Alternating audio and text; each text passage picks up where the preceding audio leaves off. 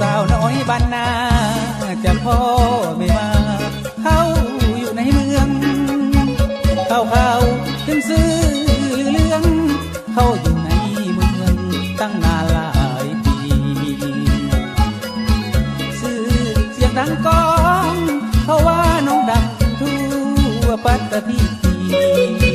พอไอ้ได้ยินข่าวนี้สุดที่ดีใจแห้งนึกว่าคนดีคงจะพอมีสายมาแสนหวังว่าคงบอกเพื่อยิงคนอื่นมาแสงญาติเอานอนไปให้ยังรออยู่หวังเป็นเนื้อคู่แม่ยอดทำไว้หวังว่าน้องจงคิดเห็นใจว่ายังมีให้คอยอยู่บ้านนาคนเขาหรือกันว่าน้องมีไหมถ้าเป็นจริงอายสุดเสียใจขออย่าได้เป็นดังเขาว่าให้อยู่ทางบ้านสุดแสนจะภาวนาขอให้น้องกลับคืนมาจะรอถ้าหัวเมียงเคียงหน้าสาวน้อยบ้านนาจงกลับคืนมาหายนะเด้ออย่าให้ต้องนอนฝันเพ้อหลงละเมอคิดเห็นแต่นาน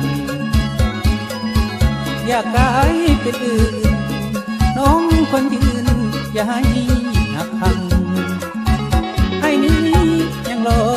ความหวังยังไฟหน้าอยู่ที่บ้านนา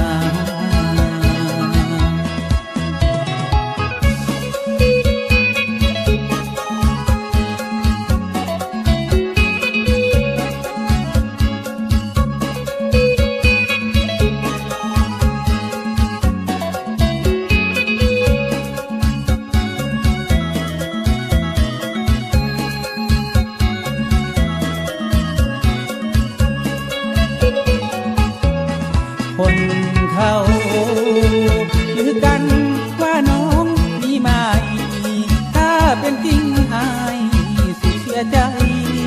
ขออย่าได้เป็นดังเขาว่าให้อยู่ทางบ้านสุดแสนจะภาวนา